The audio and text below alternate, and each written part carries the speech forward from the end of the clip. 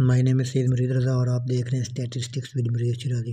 हमने previous video में start लिया था और डिस्कस किया था ज़ी डिस्ट्रीब्यूशन की ज़ी डिस्ट्रीब्यूशन क्या होती है। और आज की वीडियो में हम देखेंगे कि टी डिस्ट्रीब्यूशन क्या होती है, इसकी शेप क्या है, इसके पैरामीटर कौन कौन से हैं और इसका नॉर्मल डिस्ट्रीब्यूशन के साथ क्या रिलेशनशिप है। T distribution is also known as student T distribution. T distribution को हम स्टूडेंट टी डिस्ट्रीब्यूशन भी कहते हैं। तो इसको 1908 में WS गॉसेट ने इंट्रोड्यूस करवाया था, डिस्कवर किया था। तो अब क्वेश्चन ये राइज होता है कि जब उसने WS गॉसेट ने इंट्रोड्यूस करवाया तो उसने इसे अपने नाम के साथ क्यों नहीं इंट्रोड्यूस करवाया, गॉसेट डिस्ट्रीब्यूशन इसे क्यों नहीं कहा, उसने इसे स्टूडेंट टी डिस्ट्रीब्यूशन क्यों कहा? क्योंकि वो एक, इसका आंसर ये है कि वो एक गैनियस ब्रेवरी कंपनी में काम करता था, जिसका रोल ये था कि उसका कोई वर्कर भी जो या उस कंपनी में काम करने वाला कोई भी अगर कोई आर्टिकल या रिसर्च पेपर पब्लिश करवाता है तो अपने नाम से नहीं करवा सकता है। इसलिए उसने एक स्टूडेंट का पेन लिया और उसी के नाम से स्टूडेंट टी डिस्ट्रीब्यूशन इंट्रोड्यूस करवा दिया। इट इज़ यूज्ड, जो टी डिस्ट्रीब्यूशन है ये यूज होती है स्टैटिस्टिक्स में, पर्टिकुलरली हाइपोथेसिस टेस्टिंग। ये हाइपोथेसिस टेस्टिंग के लिए यूज़ होती है। इसमें एक मीन, एक से ज़्यादा मीन और एक मीन, दो मीन को टेस्ट किया जाता है और इसका कॉन्फिडेंस, एक मीन का कॉन्फिडेंस इंटरवल और दो मीन का कॉन्फिडेंस इंटरवल भी निकाला जाता है। अब क्वेश्चन ये राइज होता है एक बार फिर कि ये काम तो हम जी डिस्ट्रीब्यूशन में भी कर लेते थे, हमें टी डिस्ट्रीब्यूशन की तरफ मूव क्यों करना पड़ा? तो टी डिस्ट्रीब्यूशन में जब हमारे पास पॉपुलेशन वेरिएंस, जो पॉपुलेशन स्टैंडर्ड डेविएशन अननोन होता है, N30 से लेस होता है और पॉपुलेशन इज़ नॉर्मली डिस्ट्रीब्यूटेड होती है, पॉपुलेशन नॉर्मली डिस्ट्रीब्यूटेड होती है जिससे हम सैंपल ड्रा कर रहे होते हैं, तब हम यूज़ करते हैं टी डिस्ट्रीब्यूशन को। जी डिस्ट्रीब्यूशन उस वक्त फेल हो जाती है जब N30 से लेस होता है और पॉपुलेशन वेरिएंस या पॉपुलेशन स्टैंडर्ड डेविएशन अननोन होता है। इस वजह से हमें मूव करना पड़ता है टी डिस्ट्रीब्यूशन की तरफ। और उसके बाद आती है इसकी शेप के।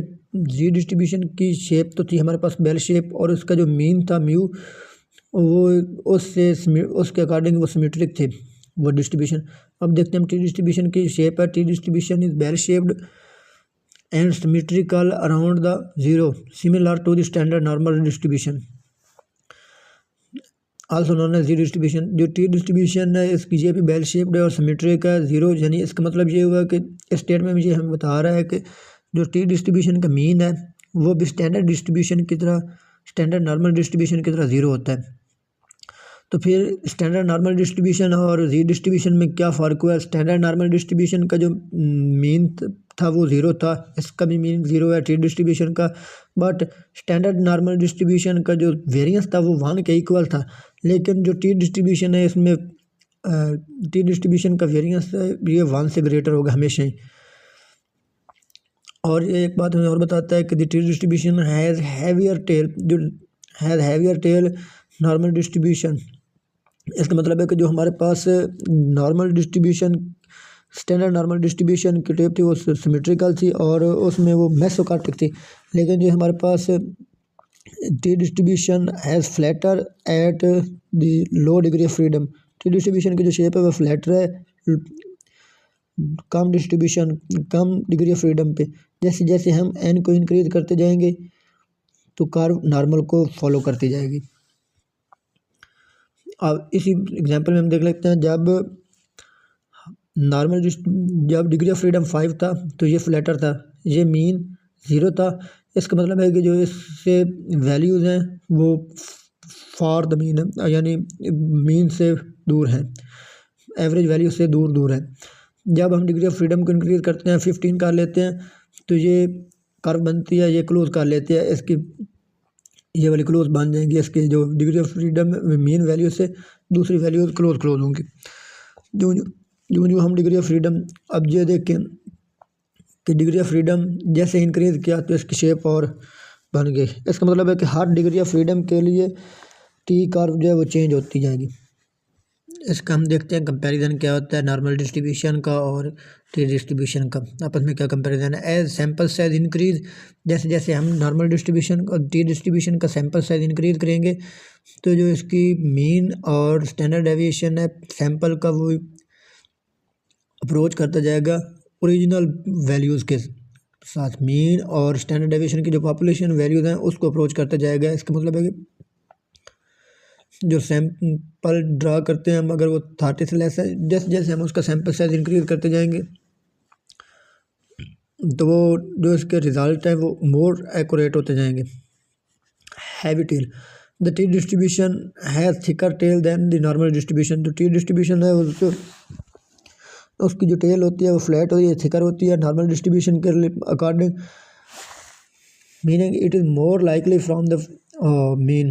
इसका मतलब है कि जो इसकी मीन वैल्यू से दूसरी वैल्यूज़ हैं वो दूर होती हैं। और हम इसको देखते हैं इस एग्जांपल में, जैसे डिग्री ऑफ फ्रीडम ये 5 था, यानी इसका n 6 हो गया, डिग्री ऑफ फ्रीडम तब 5 आ गया। तो ये 5 डिग्री ऑफ फ्रीडम पे ये शेप बनती है रेड कलर की। तो ये इसमें देख सकते हैं कि 0 मीन हो गया टी डिस्ट्रीब्यूशन का। इसका मतलब है कि जो इसकी है स्प्रेड्स हैं कि इसका फैलाव जो है वो डिस्पर्शन वो बहुत ज़्यादा है। जब हमने इसका डिग्री ऑफ फ्रीडम इंक्रीज किया 13 किया, तो ये ग्रीन कलर की इसकी बनी है शेप। ये ग्रीन कलर इसका ये थोड़ा सा क्लोजर देन है mean, closer than to normal distribution है। जब हमने इसका डिग्री ऑफ फ्रीडम इंक्रीज किया और स्टैंडर्ड नॉर्मल का बना दिया, यानी डिग्री ऑफ फ्रीडम इंक्रीज करके इन्फिनिटी कर दिया, तो ये स्टैंडर्ड नॉर्मल डिस्ट्रीब्यूशन को अप्रोच कर गया, स्टैंडर्ड नॉर्मल कर्व को अप्रोच कर गई है। उसका मीन भी 0 होता है और ये सिमेट्रिक ये तीनों है, लेकिन इसमें ये फ्लैटर पे इसमें ये थोड़ा सा नॉर्मल को अप्रोच कर ले, लेकिन इसमें ये कंप्लीट अप्रोच कर गया।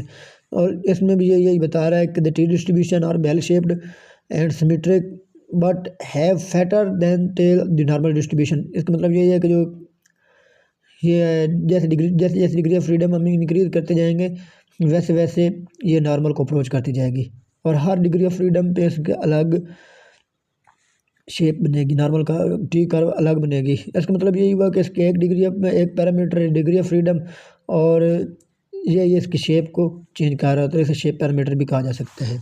थैंक्स।